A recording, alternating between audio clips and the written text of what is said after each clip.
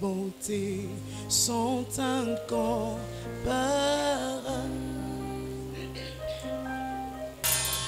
Ton éclat et ta splendeur, ta gloire remplit l'univers. Ton éclat et ta splendeur, ta beauté sont incomparables. Mélodie,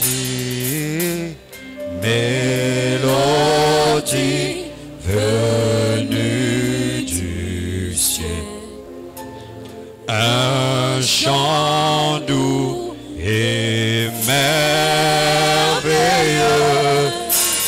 tous les anges en harmonie, d'une seule voix célèbre ton nom. Oui, ta puissance et ta splendeur, ta gloire remplisse l'univers, ton éclat et ta splendeur, ta beauté sont incomparables. Ô Saint éternel, Dieu de l'univers, digne de louange, honneur et gloire à l'agneau de Dieu, assis sur le trône.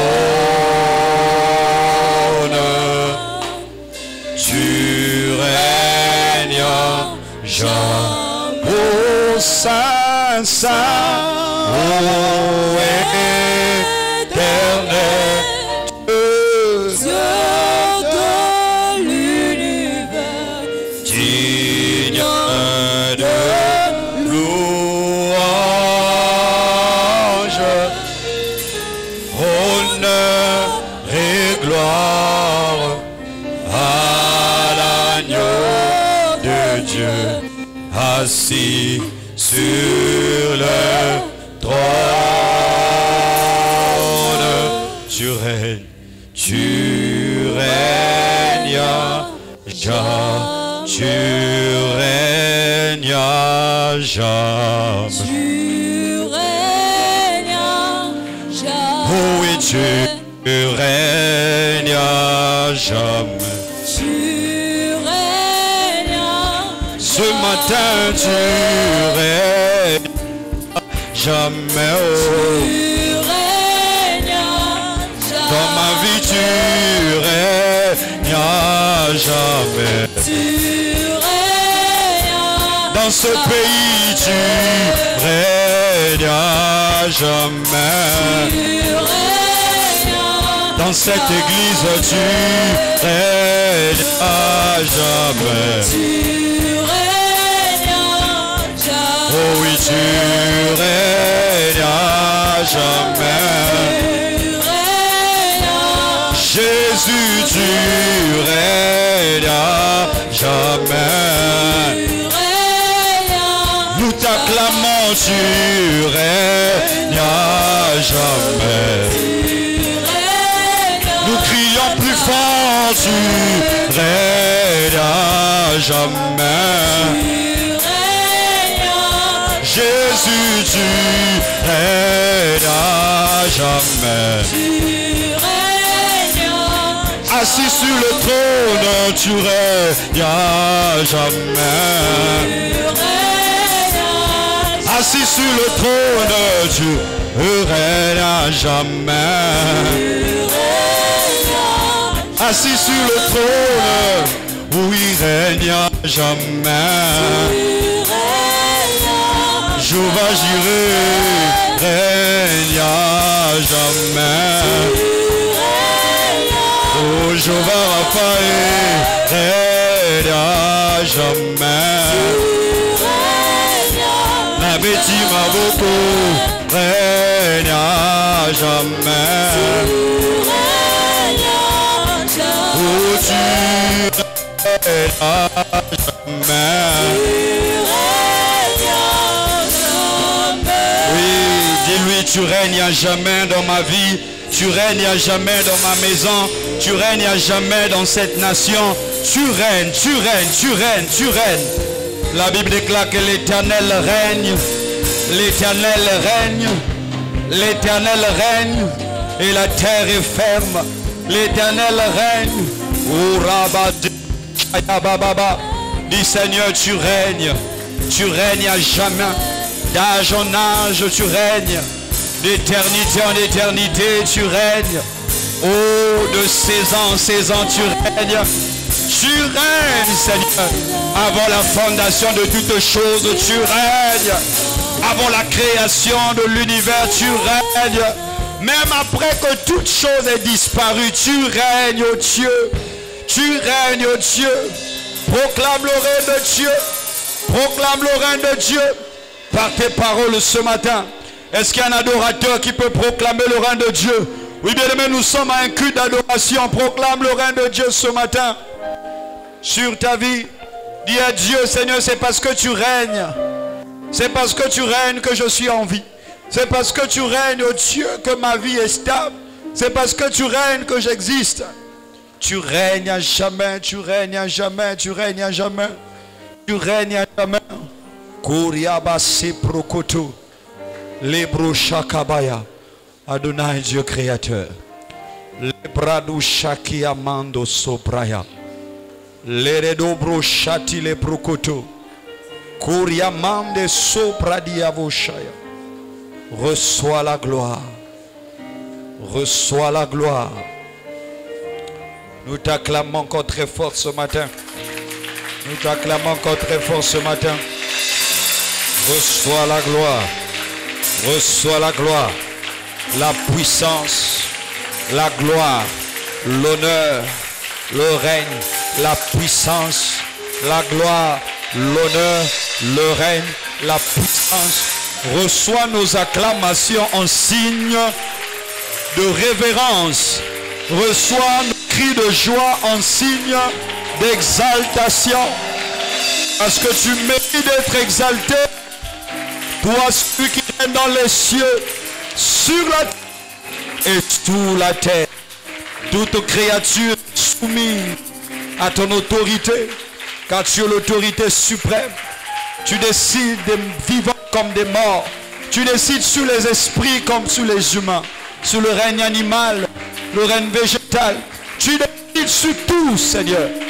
Tu es maître, tu es roi. Et le dernier mot vient de toi, Seigneur. Célébrons encore et encore et encore et encore. Le Dieu infiniment grand. Le Dieu que nous ne connaissons pas encore. Le Dieu que nous ignorons encore. Celui qui surpasse notre intelligence. Reçois la gloire. Reçois la gloire.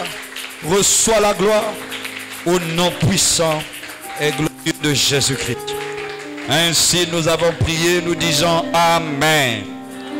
Oh, je dis Amen. Amen.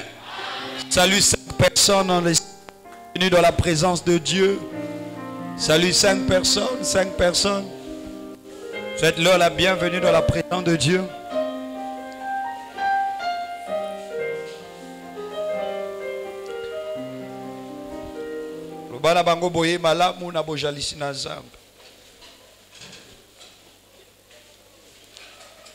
Alléluia. Amen. Alors nous voulons écouter la parole de Dieu. La Bible déclare que l'homme ne vivra pas de pain seulement, mais de toute parole qui sort de la bouche de l'Éternel. Et le Seigneur m'a donné un message ce matin. J'aimerais te faire parvenir ce message. Nous allons partager un thème ce matin. Le thème est intitulé « Veillez ». Dis à ton voisin « Veillez ». Encore « Veillez ». Plus fort « Veillez ». Je bénis Dieu pour ce matin, lui qui nous prête vie, lui qui nous a gardés, lui qui nous a encore, par sa miséricorde, permis d'être là en vie et en bonne santé. Est-ce que nous pouvons acclamer Dieu pour cela? Parce qu'il est bon et sa bonté nous a prêté vie ce matin. Je bénis également Dieu pour ce ministère du centre évangélique Le Bon Berger, qui a à sa tête notre Père, l'apôtre Clotaire Moudouanga, ainsi que tous les ministres qui travaillent avec lui, à l'égard de notre Père, l'évangéliste Alphonse, qui est en ce moment en mission. Je bénis Dieu pour leur vie, leur ministère, car grâce à eux, nous sommes là. Amen. Et nous ne cesserons jamais de le dire, parce que c'est à titre de rappel que si nous sommes là, c'est parce qu'il y a des gens qui ont payé le prix. Alléluia. Et dans la vie, la loyauté est très importante. Et voilà pourquoi je te prie d'acclamer Dieu pour leur vie, pour leur ministère, leur sacrifice. Est-ce que tu peux faire mieux que ça? Que Dieu les garde, que Dieu les bénisse et que Dieu les récompense. Amen. Je bénis également Dieu pour ta présence ce matin. Tu es là, tu es venu ce matin parce que nombreux en ce moment ne sont pas là. Mais toi, tu as bravé toutes les étapes, peut-être le sommeil, la fatigue, l'épuisement de la semaine. Tu t'es dit que non, c'est le jour du Seigneur, je dois être là. Est-ce que tu peux acclamer Dieu pour toi-même? Ah,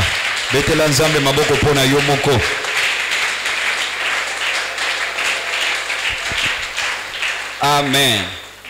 Alléluia. Et je bénis également Dieu pour tous ceux qui travaillent dans cette église, serviteurs, servantes de Dieu, protocole, chantres, intercesseurs, tout le monde, les serviteurs de Dieu.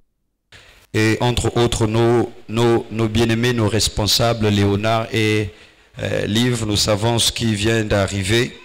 Mais par la grâce de Dieu, Dieu les garde. Et ce matin, nous les voyons ici en bonne santé, en vie. Est-ce qu'on peut acclamer Dieu pour leur vie? Acclamons Dieu pour cela. Amen. Que Dieu vous bénisse. Est-ce que nous pouvons écouter la parole de Dieu? Le thème c'est, j'ai dit quoi? Matthieu 26, le verset 41. Rapidement. Matthieu 26, 41. Matthieu 26, 41.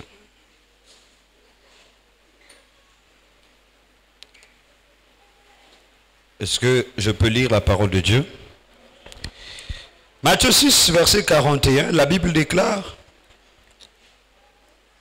veuillez, je commence à partir du verset 40. Ensuite, il revint auprès des disciples et les trouva endormis. Il dit à Pierre, ainsi vous n'avez pas été capable de veiller une seule heure avec moi. Veuillez et priez pour ne pas céder à la tentation. L'esprit de l'homme est plein de bonne volonté, mais la nature humaine est bien faible. Alléluia. Quelqu'un dit encore veillez. Encore veillez. Alléluia. Quand je parle de veiller ici, deux fois en français, il y a deux mots souvent qu'on voit. Il y a le veiller qui a eu, qu'on utilise souvent pour la politesse. Amen. Veuillez agréer. Ce n'est pas de ce veiller dont je parle ici. Je parle de veiller. V-E-I, 2-L-E et Z à la fin. Veuillez. Et c'est ce que Jésus dit ici dans Matthieu 26. Il parle aux disciples. Là, nous savons le contexte. C'est que Jésus-Christ se retrouve au soir de sa vie. Avant la mort ou avant la crucifixion. Jésus voit la crucifixion en esprit. Et il sent que le moment est venu, que le temps est venu où il doit accomplir la mission pour laquelle il est venu sur la terre. Alléluia. Parce que tout homme sur la terre est un projet de Dieu qui est en mission pour accomplir les desseins de Dieu dans sa génération. Amen. Et tu n'as jamais l'oublier. On peut se marier, on peut faire des enfants, on peut travailler, on peut aller à l'école, peu importe ce que nous pouvons faire, mais nous ne devons jamais oublier que le but pour lequel nous sommes sur la terre, ce n'est pas pour se marier, ce n'est pas pour avoir les enfants, mais c'est pour accomplir les desseins de Dieu au travers de notre destinée. Alléluia. Et voilà pourquoi la plus grande recherche de la vie, c'est la recherche de la mission de Dieu. Priez Dieu en cherchant à connaître quelle est ma mission, Seigneur. Parce que aussi longtemps tu ne saisis pas ta mission, ton sens d'être sur la terre n'existe pas. Amen. Tu es inutile sur la terre, permettez le mot, jusqu'au jour où tu comprends, où tu saisis ta mission. Ta vie ne commence pas à la naissance. Ça, c'est la biologie. Ça, c'est l'humain. Mais ta vie commence le jour où tu découvres la mission de Dieu. C'est ce jour-là que tu commences à vivre. Amen. Là, tu vis de façon naturelle, mais tu n'as pas encore vécu jusqu'à ce que tu saisisses la mission. Et lorsque tu termines ou tu achèves ta mission, c'est en ce moment-là que Dieu peut te reprendre. Voilà pourquoi je déclare que tu ne mourras pas jusqu'à ce que tu accomplisses la vision de Dieu, la mission de Dieu.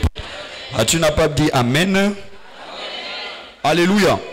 Et Jésus-Christ a vu qu'il devait maintenant accomplir la mission pour laquelle il était né, pour laquelle il était venu sur la terre. Et dans ce temps du soir, il a fait appel à ses 3 disciples, Pierre, Jean et Jacques. Des disciples qu'il aimait beaucoup et des disciples souvent qu'il a menés dans le secret pour voir les choses que les autres disciples ne pouvaient pas voir. Alléluia. Alors, dans la vie, tout le monde ne peut pas être partout. Alléluia. Il y a des endroits où certains peuvent accéder et d'autres non. Amen. Alléluia. Et Jésus a pris donc ses 3 disciples et dit, venez prier avec moi, car je sens mon âme être angoissée.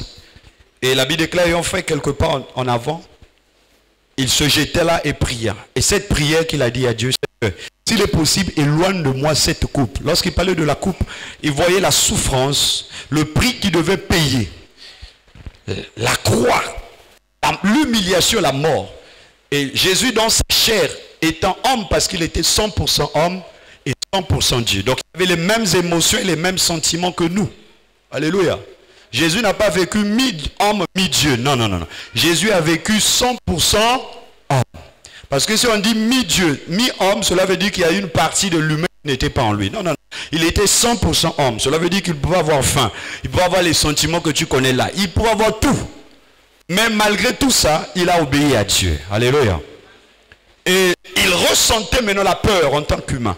Et il a prié au Père en disant, Père, s'il est possible que tu éloignes de moi cette coupe. Mais après, il s'est souvenu qu'il n'est pas venu sur la terre pour plaire ou pour faire ce qu'il lui il veut, mais pour faire ce que Dieu ou son Père désire. Voilà pourquoi il a fait cette deuxième prière en disant à Dieu, Seigneur, non pas ma volonté, mais que ta volonté soit faite. C'est une prière difficile à faire aujourd'hui. Nous sommes, pour la plupart, ceux qui disons à Dieu ce qu'il doit faire dans nos vies, mais nous sommes de fois incapables de dire à Dieu, Seigneur, que ta volonté soit. Des fois, on a peur d'exprimer cette phrase-là parce qu'on se dit que quand on dit que ta volonté soit faite, on se souvient de Jésus qui a été Alléluia. Mais je me dis à quelqu'un que la volonté de Dieu est meilleure. Elle peut te faire souffrir, oui. Et elle n'est pas facile. Elle n'est pas facile à accepter. Mais ce qui est sûr, la finalité, c'est que cette volonté est meilleure. Plusieurs cas dans la Bible nous montrent cela.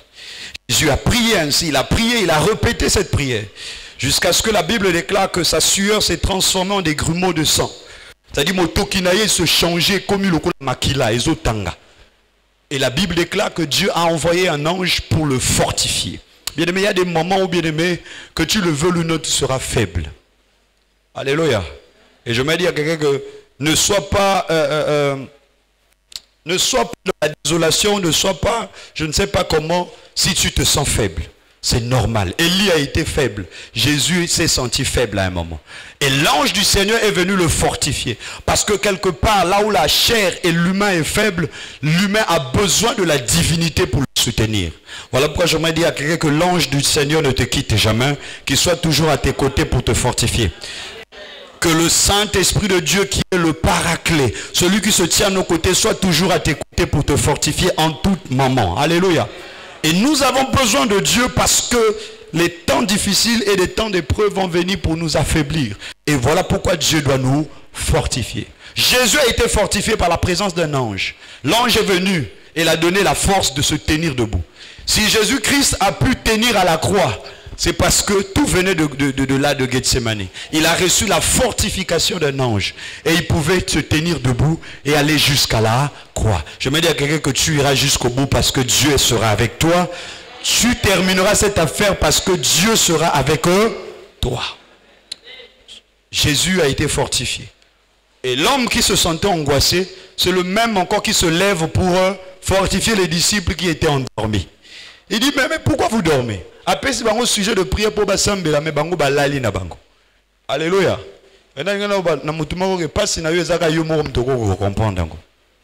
Alléluia. Moutako essaie de imaginer, mais na minute on a été mutazo vivre ango, yom tozo vivre ango. Alléluia. Voilà pourquoi à un moment donné, c'est important de confier peut-être tes prières, tes souhaits de prier à quelqu'un, mais toi-même aussi, sois là devant Dieu. Parce que c'est là où l'ange va te rencontrer. Amen. C'est là où l'ange va te rencontrer. Jésus a vu le disciple. Ces gars sûrs étaient là endormis. Ah, mais vous n'avez pas compassion de moi ou quoi? Moi je suis angoissé, mon âme est angoissée. Vous, vous dormez. Vous n'avez même pas pu, Jésus a dit, vous n'avez même pas pu veiller 1 heure. Donc Jésus n'avait besoin que d'1 heure seulement de veille pour eux. Mais ils n'ont même pas pu atteindre 1 heure. Amen. Ils n'ont pas pu atteindre. Et c'est là où il va commencer à dire, veuillez et priez. Pour ne pas tomber à la tentation. Car la chair est faible, mais l'esprit de l'homme est bien disposé. Amen. Et c'est là où nous trouvons ce thème-là, où Jésus dit, veillez. Il les recommande en disant, veillez.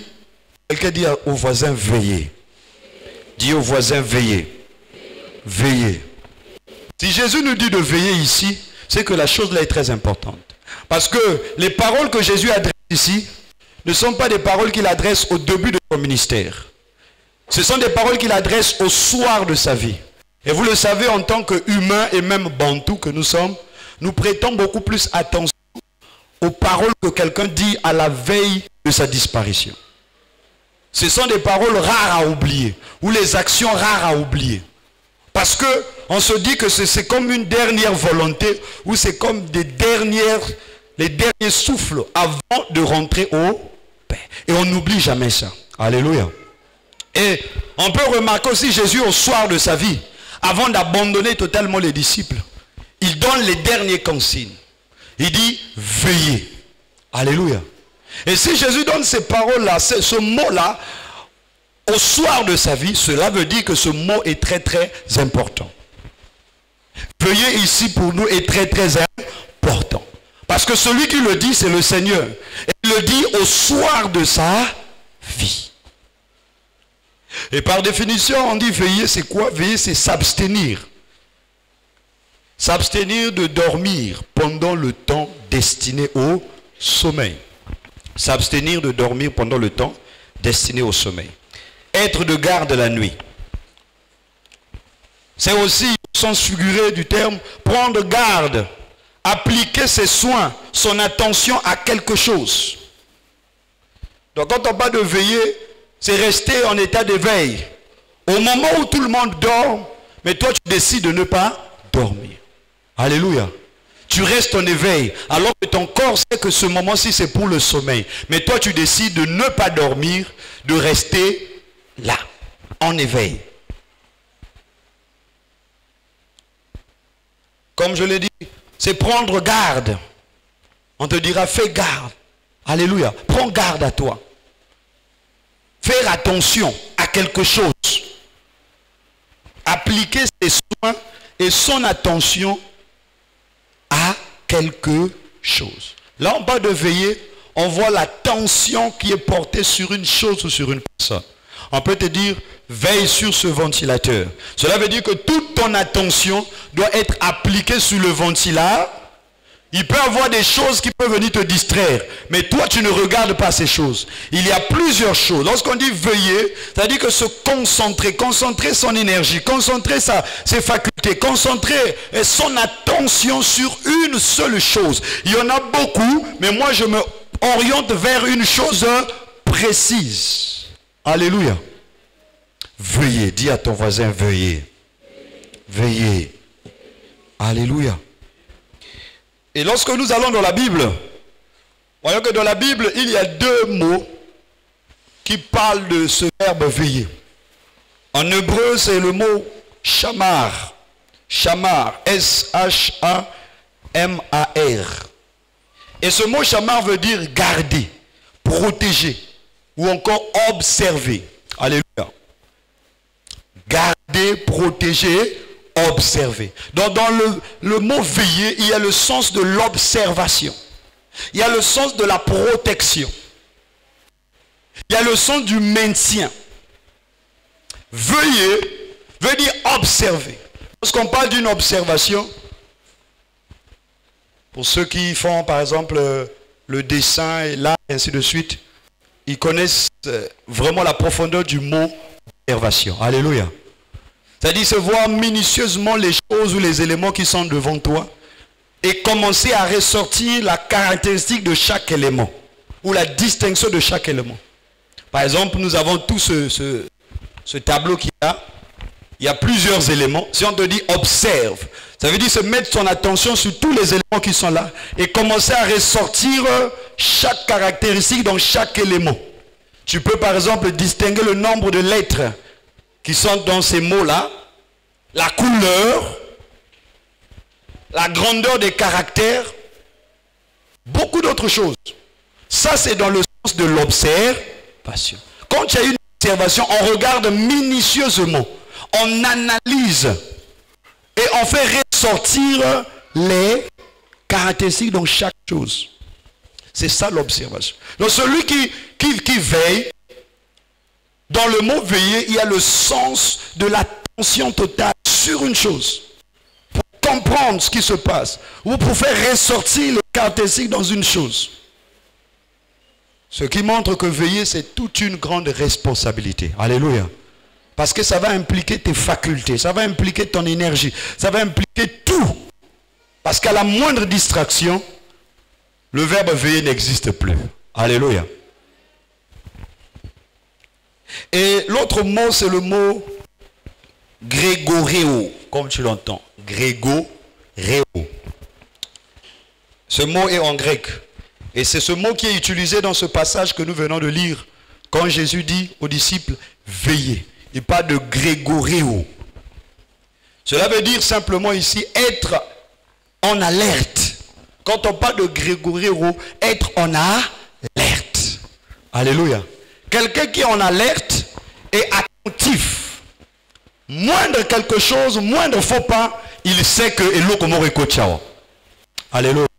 Lobana voisin na yo zala en alerte. Zala en alerte. Alléluia. Et nous savons tous que les langues bibliques telles que le grec et l'hébreu, ce sont des langues qui sont rattachées souvent à des images. Et souvent quand on parle de certains mots, ils ont une certaine image de ce que ce mot veut dire. Et que ce soit en grec ou en hébreu, les mots shamar ou grégoreo ont plusieurs images qui déterminent les différentes situations dans lesquelles ces mots-là sont employés. Et la première image qui nous rappelle ce mot shamar ou grégoreo, c'est ici l'image d'une sentinelle qui garde. Quelqu'un dit la sentinelle. Une sentinelle ou un gardien. Lorsqu'on parle de shamar, on voit l'image d'une sentinelle qui est à la porte, qui garde. Pendant que le maître de la maison dort avec ses enfants, mais il y a une sentinelle qui est là. Une sentinelle qui veille. Un gardien qui est là. Que ce soit aux portes de la ville, aux portes d'une maison royale, il y a une sentinelle qui veille sur l'entrée et la sortie des biens et des personnes. Il peut dire que tant de personnes sont sorties là. Quand un malheur arrive, la première personne qu'on pose la question, c'est le gardien. Où est le gardien? Où était la sentinelle? Parce que c'est lui. Avant que le malheur n'entre dans la maison, le gardien se trouve déjà là au portail. Alléluia. Il est le premier à rencontrer le malheur. Donc si un malheur quitte le portail pour la maison, c'est que le problème c'est qui? Alléluia. Une autre image qui vient de ces mots Grégorero et Chamar, c'est l'image ici d'un berger qui garde le troupeau. Quelqu'un dit berger. On utilise souvent le mot Chamar pour parler des bergers. Les bergers étaient des Chamars, des gens qui gardaient le troupeau, qui protégeaient le troupeau, qui s'assuraient que le troupeau n'ait pas d'inconvénients, ou que le troupeau ne soit pas tué, ou que le troupeau mange, que le troupeau soit en bonne santé. Vous savez qu'à l'époque, Bukouloun à l'époque, et beaucoup plus. Na o Italie, brebis to bampate. Dans les Koulouna de l'époque, s'attaquaient beaucoup plus à ceux qui avaient des brebis. Alléluia. Quand tu as des brebis, sache-le que Louki a fait na Koulouna, Louki va faire na criminel. Amen.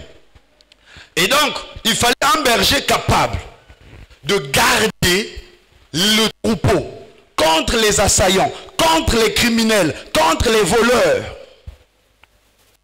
C'est-à-dire que dans Jean 10, Jésus montre cette image en disant le voleur ne vient que pour voler, dérober. Mais moi je suis venu. Le voleur vient voler quoi? Les brebis. Alléluia. Parce qu'à l'époque c'est ce qui se passait. On volait les brebis. Vous vous souvenez de cette histoire d'Abigaël, de son mari Nabal. Un jour, Nabal envoie ses serviteurs aller paître les brebis. Et pendant qu'il donnait de la pâture ou de la nourriture aux brebis, qu'est-ce qui se passait? Les voleurs ont surgi et se sont attaqués aux serviteurs, aux bergers, afin de récupérer les brebis. Mais heureusement pour eux, il y avait David et ses serviteurs, ses combattants qui étaient dans les parages. Ils sont venus et ils ont secouru et protégé ou gardé. Ils ont chamar le troupeau de Nabal. Et en retour, David avait besoin que Nabal appelle ça et moi reconnaissance. Parce que faire ce travail-là n'était pas facile. Alléluia. Faire ce travail n'était pas facile. Une autre image qui s'attache à ces mots Grégorero et Chamar, c'est ici l'image d'un guetteur. Quelqu'un dit guetteur. Un guetteur qui est sur la tour de garde. Vous voyez souvent dans les grandes villes, même dans les films, je crois que vous avez déjà vu ça. Vous allez voir que là-bas, film Abitumbawana, ils ont un moutoumako boye azalakali kolo, azalikolo à mur. Ce que moni bangona bazoya appelle ce signal. Yende guetteur. Alléluia. Azo veiller, azo observer. Bisikani monguna ko kota. Et dans les villes, il fallait qu'il y ait toujours un guetteur. Dès que l'un se fatiguait, l'autre prenait la place. On ne pouvait pas laisser cette place vide. Parce que à moins vide, il fallait un guetteur qui peut voir le danger même à des milliers de kilomètres. Parce qu'il est déjà dans une hauteur, dans une position de hauteur. Ce qui signifie que ce que le guetteur voit, le peuple ou ceux qui sont dans le royaume ne voient pas. Parce que lui, il a une position élevée. Alléluia. Quand tu es dans la dimension de veille, bien aimé, tu as une certaine position élevée. Quand Dieu dit de veiller, ça veut dire de quitter la terre pour monter à une autre dimension. Une dimension qui va te permettre de voir à distance. Tu ne peux pas veiller si tu es dans la même position que tout le monde. Non, tu dois monter de niveau. Ma prière est qu'après cette matinée, que tu montes de niveau au nom de Jésus. Et là, le guetteur voyait de loin et il donnait le signal. Une autre image qui s'attache à ces mots Grégorero et Chamar, c'est l'image d'une épouse qui attend son époux. Dans le cadre d'un mariage, l'épouse attendait souvent son époux.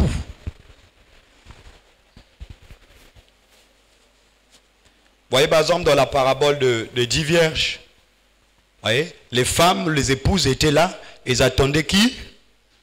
L'époux. Mais il fallait que ces femmes puissent faire quoi? Puissent veiller. Une autre image, cette fois-ci, cette image s'attache à une dimension purement spirituelle. Il concerne les prêtres, les prophètes. Il fallait que le prophète veille. Ils veillent jusqu'à ce qu'ils entendent la parole ou qu'ils reçoivent la parole de Dieu. La parole de Dieu pour le peuple. La parole de Dieu pour le royaume. La parole de Dieu pour la ville. Parce que le peuple attendait la voix de Dieu. Et c'est le prophète qui devait écouter la voix de Dieu pour ensuite communiquer. Alléluia. Et toujours dans ce même aspect, le prophète devait être un veilleur. Non seulement veiller à entendre la voix de Dieu, mais aussi veiller sur la situation spirituelle du peuple. Dès que le peuple est coaché dans ma baie, lui il devait savoir discerner spirituellement. Et les mettre déjà en garde. Il dit attention, ce que vous faites n'est pas bien. Et pour les sacrificateurs devaient veiller à l'accomplissement de la loi de l'Éternel. À l'observation de la loi de l'Éternel. Voilà pourquoi les sacrificateurs appliquaient au mieux l'explication de la parole de Dieu au peuple. Ils enseignaient la loi de l'Éternel. Afin que le peuple puisse observer les lois de Dieu. Parce que si le peuple n'observe pas les lois, les malheurs de Deutéronome 27 et 28, nous connaissons ces deux passages, où on a des bénédictions et des malédictions de Dieu. Si tu obéis à la voix de l'Éternel ton Dieu, alors pour obéir, il fallait quelqu'un qui sait veiller, qui veille à ce que le peuple obéisse. Parce que si ces personnes-là ne veillent pas, le peuple va décrocher. Il y a plusieurs images. Une autre image qui s'attache à ces mots grégoraux, c'est ici l'image de l'église à l'attente du Seigneur. Ici nous voyons une dimension plus eschatologique. L'église qui attend le retour du Seigneur est censée veiller.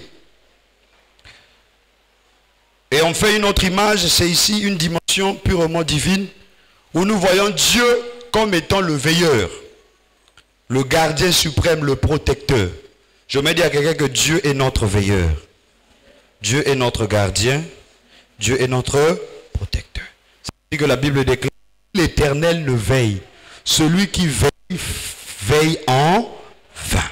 Après, je me dis à quelqu'un que tu as besoin de t'appuyer sur l'Éternel, parce que c'est lui qui veille au mieux. Maintenant, la question qu'on doit se poser, pourquoi veiller? Dis au voisin, pourquoi veiller? Quelle est la nécessité de veiller en fait? Numéro 1, c'est une recommandation de Dieu. C'est Dieu qui nous recommande de veiller. Dans Matthieu ici, Jésus parle aux disciples en disant veillez. Alléluia.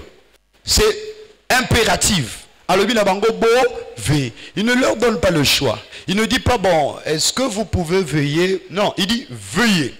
C'est un ordre, c'est à l'impératif, veillez. Quelqu'un dit à son voisin veille. Encore veille. Veillez. Alléluia. C'est une recommandation de Dieu. Et ne pas marcher d'après la recommandation de Dieu, c'est tomber dans le piège de l'ennemi. Si nous parlons de veiller ce matin parce que Dieu nous appelle, c'est un appel solennel de Dieu, une recommandation de Dieu pour chacun d'entre nous, pour l'église de manière générale, à veiller. Et de ce quoi bon Jésus parle ici, Jésus ne parlait pas au peuple, Jésus ne parlait pas à ceux qui étaient loin de lui, Jésus parlait à ses disciples, ceux qui avaient adhéré à sa mission. Aujourd'hui, les disciples ne sont plus là, mais nous sommes les disciples. Alléluia. Ça veut dire que cette parole nous concerne. À ton voisin, cette parole te concerne. Dieu te dit ce matin de veiller. En sortant de ce lieu, tu ne dois jamais oublier. Dieu m'a dit de veiller. Dis bien à ton voisin, c'est ta parole. Deuxième raison, c'est que celui qui ne veille pas sera surpris par le malheur, par le voleur. Pourquoi veiller? Parce que veiller nous permet de ne pas être surpris. Les gens qui sont toujours surpris, ce sont des gens qui n'ont pas eu la capacité de veiller. Par exemple, ce qu'on veille, au lali boyo, au lali pongi makas, au go sutra boyo, euro kanaki, au lamoka, et leki. Alléluia. Et comme il m'a heure leki. Parce qu'on veille à qui? Otie, nzungu amade suna moto. Mais parce que tu n'as pas utilisé ce mot veiller, au quotidien, na pongi, ton na TikTok, parce que tu n'as pas veillé à la marmite que tu as mis au feu, qu'est-ce qui va arriver? Et ma dé ce senini, eziki. Allez, liba les koufakate. Ah, on a le bakité. Alléluia. Dis à ton voisin, dis à ta voisine, si tu es femme, dis à ta voisine. Veillez na nungwa moto. TikTok et kosayote. Alléluia. Alléluia. Et je ne sais pas quel est cet amour aujourd'hui, où quand tu cuisines, il faut que tu aies seulement le téléphone. Mais c'est dangereux. Amen. Acclame d'abord le Seigneur. Celui qui ne veille pas sera surpris par le malheur. Pourquoi le voleur ne vient que pour voler et dérober? C'est parce que le maître de la maison n'a pas veillé. D'ailleurs, Matthieu 13 nous donne cela. Jésus-Christ donne la réponse dans Matthieu 13, dans la parabole du sémeur, du blé et de l'ivraie. La Bible déclare que la nuit, pendant que tout le monde dormait, parce qu'il n'y a eu personne pour veiller, le voleur vint et sema l'ivraie. Donc quand tu ne veilles pas, automatiquement le malheur va te surprendre. Ma prière est qu'aucun malheur ne te surprenne au nom de Jésus-Christ. Si tu étais tombé dans un état de sommeil, parce que le contraire de veiller, c'est de rentrer dans un état de sommeil, que Dieu t'aide à te réveiller, que tu veilles au nom puissant de Jésus-Christ. Afin qu'aucun malheur ne te surprenne, qu'aucun voleur ne te surprenne, aucun voleur ne surprenne ta famille, tes enfants, et cela au nom de... Si nous ne veillons pas, il y aura des dégâts. Si nous ne veillons pas, il y aura bien des mots, des catastrophes. Si nous ne veillons pas, il y aura le malheur. Je vous ai cité des exemples ici, la sentinelle, ainsi de suite. Imaginez que la sentinelle ne veille pas. Qu'est-ce qui va arriver? Le voleur a Roko Tanandaku. Si le guetteur ne veille pas, les ennemis vont s'introduire dans la ville. Si le berger ne veille pas, le troupeau sera dévoré. Si Dieu ne veille pas.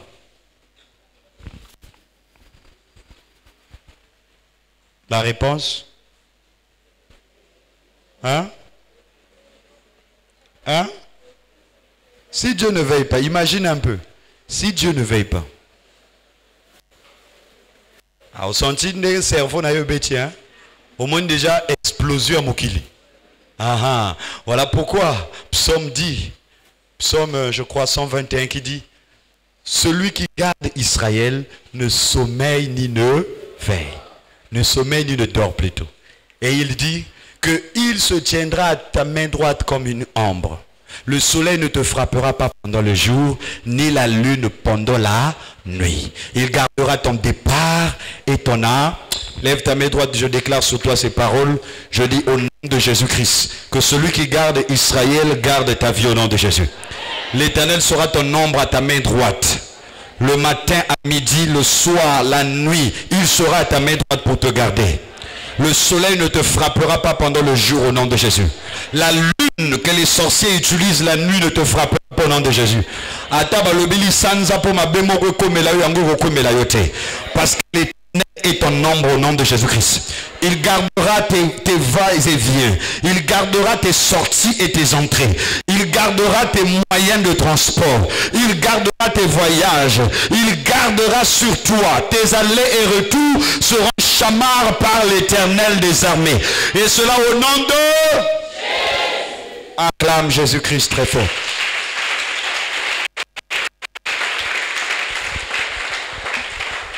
Alléluia. Deuxième ou troisième raison, c'est que nous devons veiller. Pourquoi c'est important de veiller? C'est à cause des enjeux de l'heure. Quelqu'un dit les enjeux de l'heure. Parce que pas des enjeux de l'heure ici, je vois le temps dans lequel nous sommes. Nous sommes dans des moments qu'on appelle les derniers temps. Alléluia. Et quelqu'un disait que nous sommes en réalité dans les dernières secondes des temps de la fin. En réalité, c'est déjà fini. Vous avez une minute de récupération. Donc, 90 minutes, il y a match ici, mais arbitre, bon, a ajouté une minute de récupération. Parce que dans le match, il y a un temps mort, rébellé, tout, ajouter 3 minutes, ajouter 6 minutes, ainsi de suite. Ça dépend. Tu as 3 minutes. Et bah 3 minutes en haut, et comme aussi là. Et ça va tango tozanango. Et Jésus qualifie ces temps, quand on doit voir l'apôtre Paul dans ses épîtres, il montre que ces temps-là seront des temps difficiles, des temps bizarres, où nombreux vont abandonner la foi, où les élus vont même se perdre, où l'iniquité va s'accroître, et l'amour de plusieurs va diminuer. Mais Bible le bas qui a déjà dit que dans les derniers temps, l'amour va faire quoi? L'iniquité va faire quoi? Donc c'est normal. Parce que ça déjà va signe. Mais le problème est qu'il y a un écoute à yoter. Amen. Voilà pourquoi il faut prier pour soi-même. Pour que l'amour ne diminue pas en toi. Que l'iniquité ne puisse pas croître en toi. Que tu gardes toujours un esprit d'amour. Alléluia. Les temps dans lesquels nous sommes, ce sont des temps bizarres et dangereux. Et si nous ne veillons pas, il y aura des dégâts. Si nous ne veillons pas, le diable est en train d'agir. Si nous ne veillons pas, nous allons nous retrouver incrédules un jour. Nous allons nous retrouver dans l'apostasie, abandonner totalement la foi. Se retrouver à pourquoi? Parce que tu n'as pas veillé. Amen. Alléluia. Et enfin, quatrième, c'est pour s'améliorer. Celui qui veille, parce qu'on a dit que veiller, c'est avoir un sens d'observation. Plus tu observes, tu as la capacité d'améliorer. Quand quelqu'un veille, il peut constater un pas par qui est quelque part et ajuster les choses. C'est un peu comme quelqu'un qui regarde au miroir. Quand tu regardes ton visage sur ton miroir et que tu remarques un défaut, qu'est-ce que tu peux faire? Tu peux facilement améliorer. Parce que tu as veillé, tu as regardé. Alléluia. Bien aimé, le temps dans lequel nous sommes, nous devons veiller, nous devons regarder. Afin de s'améliorer. Parce que nous avons plusieurs choses à améliorer en nous. Améliorer en ce qui concerne notre caractère, notre soif de Dieu, nos relations avec les autres, notre fréquentation de l'église. Beaucoup de choses. Notre connaissance de la parole de Dieu. Nous devons nous améliorer. Nous devons nous améliorer. Mais pour s'améliorer, il faut veiller. Parce que dans la veille, tu as la capacité de faire quoi? De remarquer que là, ça manque ceci, je dois ajouter telle chose. Dis à ton voisin, veille. Dis à ton voisin, veille. Encore veille. Encore veille. Encore veille. Encore veille. Alléluia. Et rapidement, quelques veilles dans la Bible ou quelques veilles bibliques. Quand je parle des veilles bibliques ici, je parle de là où Dieu nous demande dans la Bible de veiller. À quelle occasion Dieu nous recommande dans la Bible de veiller? Que j'appelle ici les veilles bibliques. Quelqu'un dit les veilles bibliques. Dans différentes situations ou à plusieurs endroits, Dieu dans la Bible nous recommande de veiller. Il ne nous parle pas de veiller seulement dans le sens de manière générale, mais il parle aussi de façon spécifique. De veiller sur telle chose, de veiller à tel endroit, de veiller à ceci. Et nous allons voir à quelle occasion Dieu nous dit de veiller. Premièrement, Éphésiens 6, 18, 4, 13. Dans Éphésiens 6, 18, la Bible déclare: faites en tout temps toutes sortes de prières et de supplications. Et il dit: veillez à cela avec une entière persévérance. Amen. Il dit: veillez à cela. Veillez à quoi? À la prière. Donc la première veille ici, c'est veiller à la prière. Veiller à la prière. Donc Dieu nous recommande en premier de veiller à la prière. Veiller à notre vie de prière. Veiller à ne pas abandonner la prière. Déjà dans Matthieu 6, 26, là-bas où nous avons eu notre passage de base, là Jésus dit aux disciples: veillez et priez. Donc la prière est toujours là. Là on parle de veiller, on voit la prière. Nous devons veiller en ce qui concerne la prière. Parce que le diable, si nous ne veillons pas sur la prière, le diable va nous voler la prière. Et si le diable nous vole la prière, cela veut dire qu'il nous vole notre arme. Parce que la prière est une arme que nous avons besoin. C'est comme un militaire qui n'a plus d'armes.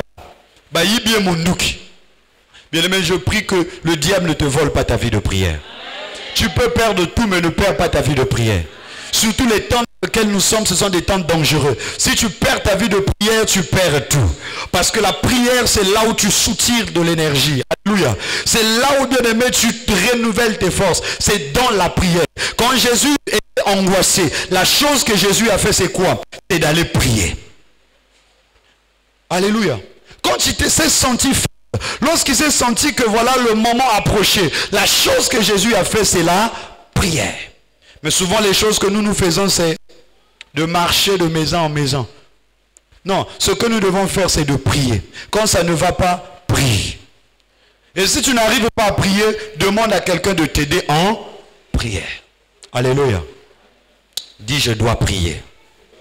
Encore, je dois prier. Encore, je dois prier. Encore, je dois prier. Alléluia. Prie. Veille sur ta vie de prière. C'est une richesse pour toi. Veille sur ta vie de prière. Aujourd'hui, il y a plusieurs choses qui volent nos vies de prière. Le diable utilise cela comme des appâts afin de voler nos vies de prière. La distraction aujourd'hui est devenue l'un des moyens que le diable utilise pour voler notre prière. Les gens passent plus leur temps sur les téléphones, sur telle ou telle chose, mais n'ont plus le temps de prier. Amen. La plupart des cas des personnes que je rencontre qui viennent me parler de leur vie de prière, la seule chose que je leur pose encore, c'est fais une analyse. Comment as-tu raté ou comment as-tu perdu ta vie de prière? Quelle est la cause? Parce que les gens de fois viennent, ah bah prie pour moi, que je retrouve ma vie de prière. Ce n'est pas parfois le diable, c'est quelque chose de toi-même, tu n'as pas veillé et tu as... Alléluia. Je vais entendre la plupart des cas, c'est que c'est le téléphone. Quand je rentre sur Facebook, je rentre sur TikTok, le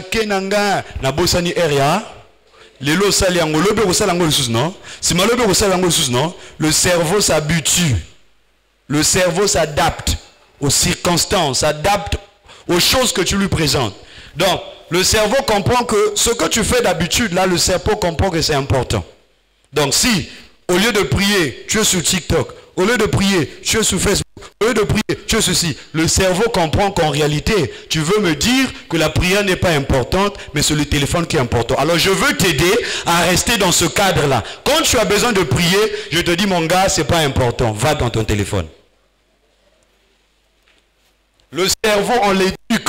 Le cerveau, on l'éduque avec les habitudes, les actions. Fais attention à ce que tu fais de manière répétitive. C'est une information que tu donnes à ton cerveau. Parce qu'il y a une communication entre nous et notre corps par les habitudes. Ce n'est pas le diable. Certaines vies de prière ne sont pas perdues parce qu'il y a un esprit qui est venu. Non, ce sont tes propres habitudes.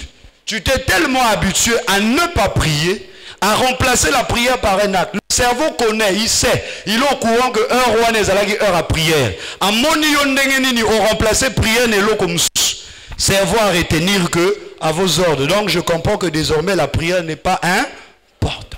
Donc chaque moment où tu veux prier, c'est là où tu sens la fatigue. C'est pas le diable, c'est ton cerveau. Alléluia. Montre à ton cerveau que c'est important. Que la prière est importante. Voilà pourquoi quand TikTok veut t'amener un peu dans la distraction, tu dis à ton cerveau, je dois prier.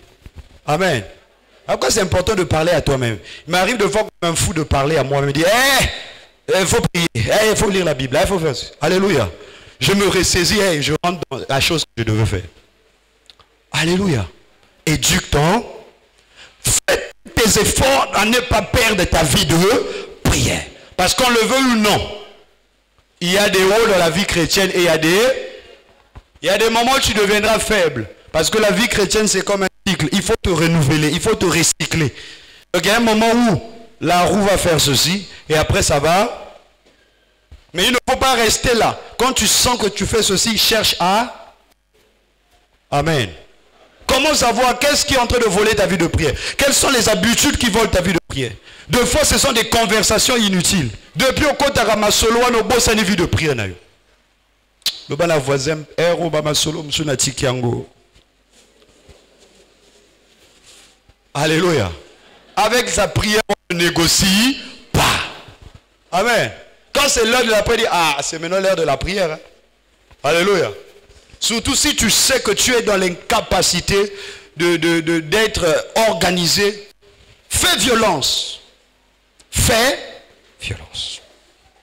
Tu pourras voir aussi ça dans Colossiens 4, le verset 3. Il dit veillez à cela. Deuxième veille, c'est veiller à la saison. Quelqu'un dit veiller à la saison. Veiller à la saison. Matthieu 26, 41. Là, quand Jésus dit aux disciples, veillez et priez, il parlait de cette saison-là dans laquelle ils étaient. Une saison périleuse, une saison dangereuse, une saison où la tentation était à leur porte. Bien-aimé, tu dois veiller sur les saisons de ta vie. Tu dois comprendre tu es dans quelle saison. Naza dans quelle saison. Il y a la saison où se permettre de à l'église. Où se permettre de au sambo. Où se permettre de moins distraction. Il y a des saisons qui nécessitent que tu sois comme un consacré. Amen. Troisième veille, c'est veiller sur sa foi. Quelqu'un dit veiller sur sa foi. 1 Corinthiens 16, le verset 13. Là, la Bible nous dit de veiller sur notre foi. La foi est très importante. Si tu la perds, c'est fini. Veille sur ta vie de foi. Il y a de ce moments de foi, l'incrédulité va commencer. Il y a beaucoup de takachinayo. Makambo nzambe mususu ko momona ngo pamba. Makambo nzambe mususu ko momona ngo na sens te. Tamba lobino loko boy, tu sens dans ton cœur qu'il n'y a plus le. Il y a des gens qui viennent à l'église de fois qui ont perdu même le sens et le goût.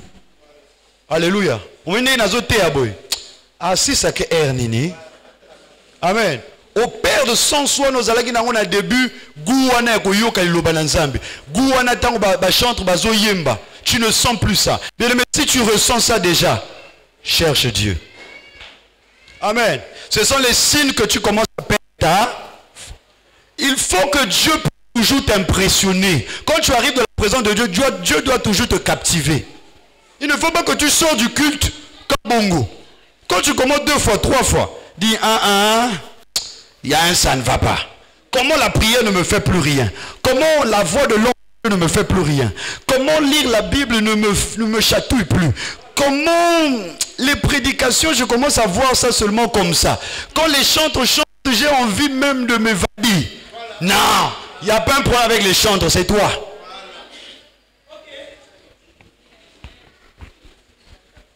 Bah, chante na côté libino, bêtement beaucoup. Amen. Mais ce problème que j'évoque est très sérieux. Alléluia. C'est une chose qui m'avait moi-même personnellement rattrapé à un moment donné. J'avançais avec Dieu. Après un moment donné, je commençais à sentir, c'est comme si juste, bon, c'est maintenant une question d'habitude. Tellement je suis habitué, je fais maintenant les choses seulement comme ça. Je me dis, attention. Alléluia. Je ne sentais plus le goût. Je ne sentais plus le zèle. Je ne sentais plus, tu vois, cette chose-là. Est-ce que vous comprenez? Il y a moi feeling c'est avec ton cœur. Même si c'est difficile, mais tu sens que ton cœur te dit tu dois le faire. Mais comme un moment comme un automatisme, au salakaka bon, yangone na salaka, na te kaka, na modéré kaka, na bonde la kaka na bat, na jeûner kaka. Non, ça c'est maintenant la religion. La vie chrétienne n'est pas la religion. Dans la religion, on fait les choses parce que c'est un devoir. Mais dans la vie chrétienne, on fait les choses parce que l'amour de Dieu nous passionne. Est-ce que je parle à quelqu'un? Amen. Et c'était le premier amour que l'église d'Éphèse avait perdu. C'est-à-dire qu'il faisait des choses, mais seulement il faisait des choses de manière religieuse. Je me dis à quelqu'un, ne viens plus à l'église de manière religieuse. Viens à l'église parce que tu sens la chose. Et si tu as perdu la chose, vois même un homme de Dieu dire, papa, prie pour moi. Je ne sens plus le goût de venir à l'église. Je ne sens plus le goût d'être avec mes frères. Je ne sens plus le goût même quand on prêche, mes oreilles sont ailleurs. Je ne sens plus mon cœur battre pour Dieu. Je ne sens plus quand je fais les choses de Dieu. Cherche Dieu, prie Dieu pour ça. Dis, Seigneur, ramène la passion, ramène la soif dans mon cœur. Car c'est cette soif que Dieu a besoin. Dieu n'a pas besoin seulement de te voir quand tu viens à l'église, mais Dieu voit ton cœur. Qu'est-ce que la chose? Même si on a une église parce que bon papa ko benganga. Alba poani nos alaki. Cherche la passion. Dis à ton voisin, veille sur ta foi. Veille à garder la foi. Et pour finir, une autre veille, c'est Veillez au service de Dieu. Quelqu'un dit veillez au service de Dieu. Vous verrez ça dans Luc chapitre 12, le verset 37. Luc 12, le verset 37. Je parle aux ouvriers, je parle à tous ceux qui servent Dieu. Veillez au service de Dieu. Veille à ton poste. Veille de manière à faire la chose que tu fais à l'église. C'est un engagement que tu as pris. Je suis modérateur ou je suis protocole, je suis secrétaire. C'est un engagement devant Dieu. Alors veille à se faire cela. Il y aura des occupations, il y aura beaucoup de choses. Mais au-delà de tes occupations, cherche toujours à faire la chose. Alléluia. Parce que si nous ne veillons pas, c'est que la Bible déclare, maudit soit celui qui fait l'œuvre du Seigneur avec eux. Ah, nous devons veiller à cela. Une autre veille, c'est veiller aux ruses et aux attaques de Satan. Veiller aux attaques de Satan. 1 Pierre 5, 8. 1 Pierre 5, 8. L'apôtre Pierre nous dit, veillez. Car votre adversaire, le diable, rôde tout autour de vous comme un lion, cherchant qui? Bien-aimé, veille. Veille sur les ruses de l'ennemi. Les ruses de l'ennemi nous entourent. Le diable est tout près de nous. Et on doit veiller aux attaques de l'ennemi. Ne laissons pas la place à l'ennemi d'entrer dans nos vies. Je me dis à quelqu'un que sois un veilleur dans ta maison. Que Satan n'entre pas au nom de Jésus. Sixième veille, c'est la veille du prophète. Veillez comme un prophète. Veiller comme un prophète ici, c'est veiller à l'écoute de la voix de Dieu. Veiller sur notre intimité avec lui. Veiller de manière à entendre la voix de Dieu. Parce que Job nous le dit, que Dieu parle tantôt d'une manière, tantôt d'une autre. Mais seulement c'est l'homme qui ne prend pas garde. Si tu ne veilles pas, il y a des choses que Dieu t'a dit, mais parce que tu n'as pas été vigilant. Parce que veiller veut dire être vigilant. Parce que tu n'as pas été vigilant, tu laisses passer la voix de Dieu. Des fois, c'est une instruction par rapport à la saison dans laquelle tu entres. Des fois, comme je suis en train de prêcher comme ça, veille, sois vigilant. Et tu sors de ce lieu avec une instruction claire. Septième veille, veillez les uns sur les autres. Hébreux 10, le verset 24. Là, c'est la dimension de l'amour fraternel, de la communion avec les autres. C'est ainsi que le verset 25 dira, n'abandonnez pas vos assemblées. Veillez les uns sur les autres. Nous avons une responsabilité sur les autres. De veiller sur leur foi. Veiller sur leur fréquentation de l'église. Quand l'un ne se fait pas voir, nous devons chercher pourquoi il ne se fait pas voir. Veiller sur l'amour. Toujours dans veiller les uns sur les autres. On veille de manière à garder l'amour les uns pour les autres. On veille les uns sur les autres en priant pour eux. En intercédant. J'intercède pour X, j'intercède pour Y. Est-ce que dans tes sujets de prière, il y a même les noms de certains frères que tu connais, de certaines soeurs que tu connais. Toi, tu ne pries que pour toi. Mais tu ne prends pas aussi le temps de prier pour quelques-uns que tu connais. Les personnes peut-être que tu t'es familiarisé à l'église. Est-ce que tu récupères leur sujet de prière pour aller prier seul à la maison? C'est une responsabilité pour nous tous. Amen. Et enfin, huitième veille, c'est veiller au retour du Seigneur. Parce que le centre de tout ça, après avoir veillé sur la foi, veillé sur ça, l'objectif principal, c'est le retour du Seigneur. Matthieu 24, verset 42. Matthieu 24, verset 42. Marc 13, verset 35 à 37. Matthieu 24, 42. Marc 13, 35 à 37. Tu es à la maison. Jésus dit, personne ne connaît mais nous devons veiller. Car le maître revient bientôt. Je veux dire à quelqu'un, tout ce que nous faire ici, c'est parce que nous attendons le maître. Le maître est à la porte. Il a dit, je viens bien. Veille. Veille à ce que, quand Jésus reviendra, veiller au retour de Dieu, c'est de se rendre compte chaque jour. Quand je dors, je me réveille, Jésus revient. Cela m'aide à contrôler ma marche. Cela m'aide à voir mes dispositions, à voir mon cœur, pour que quand Jésus viendra, n'a raté en haut. Veille sur ta maison, c'est bien. Veille sur ton commerce, c'est bien. Mais veille aussi parce que Jésus revient. Il a dit qu'il reviendra comme un. Ma prière ce matin, que Dieu t'aide à veiller. Incline ta tête avec moi. Mets juste ta main sur ta tête. Mets ta main droite sur ta tête. Commence à prier. Répète après moi, Saint-Esprit, j'ai entendu ta parole. J'ai écouté la voix de Dieu qui me demande de veiller. De veiller sur la vie de prière. De veiller sur la foi chrétienne. De veiller les uns sur les autres. De veiller sur le retour de Christ. Éternel, je n'ai pas la force, car la Bible déclare, la chair est faible, mais l'esprit est bien disposé. Ma chair est dans l'incapacité de veiller sur ces choses, car elle est faible. Je demande l'aide du Saint-Esprit.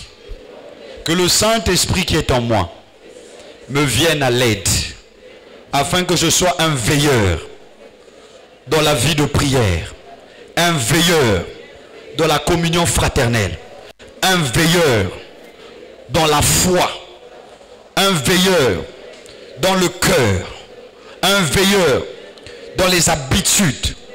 Ô Dieu, ô Éternel, aide-moi, aide-moi, aide-moi, aide-moi. Commence à prier toi-même. Dis, Saint-Esprit, aide-moi. Le bas sunganga. Le bas sunganga. Demande l'aide du Saint-Esprit. Demande l'aide du Saint-Esprit. Demande l'aide du Saint-Esprit. Demande l'aide du Saint-Esprit. Demande l'aide du Saint-Esprit.